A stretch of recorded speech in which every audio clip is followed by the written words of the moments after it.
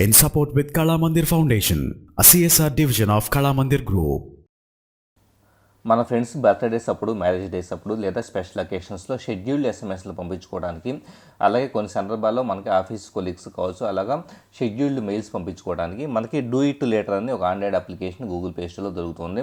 Once మనం దీన్ని install చేసుకున్న తర్వాత దీంట్లో పెండింగ్, ఫినిష్డ్, డిస్కార్డెడ్ అని 3 సెక్షన్స్ దొరుకుతూ ఉంటాయి. దీంట్లో మనకి అడుగున వెళ్తే కనుక రైటింగ్కి సంబంధించిన ఐకాన్ ఉంటుంది. దాన్ని మనం ట్యాప్ చేస్తే కనుక ఎస్ఎంఎస్, ఈమెయిల్, రిమైండ్ అని చెప్పేసి 3 ఉంటాయి. సో ఎస్ఎంఎస్ అనే దాన్ని మనం సెలెక్ట్ చేసుకుంటే 2 అనే ఫీల్డ్లో వచ్చేటప్పటికి ఎవరికి మనం ఎస్ఎంఎస్ చేయాలనుకుంటున్నామో ఆ నెంబర్ని ఎంటర్ చేయాల్సి ఉంటుంది. అలాగే మెసేజ్ అనే దాంట్లో వచ్చేటప్పటికి ఏ మెసేజ్ కంపోజ్ చేయాలనుకుంటున్నామో ఆ మెసేజ్, అంటే బర్త్డే విషెస్ కావచ్చు, ఏదైనా చేయవచ్చు. అలాగే టైం అనే దాంట్లో ఏ టైంకి ఆ మెసేజ్ డెలివరీ కావాలో సెట్ చేయొచ్చు. అలాగే రిపీట్ అనే దాంట్లో వచ్చేటప్పటికి ఈ మెసేజ్ ఎప్పుడెప్పుడు రిపీట్ కావాలో సెట్ చేయొచ్చు. అంటే హవర్లీనా, డైలీనా, వీక్లీనా, మంత్లీనా ఇలాగా సెట్ చేసుకోవచ్చు.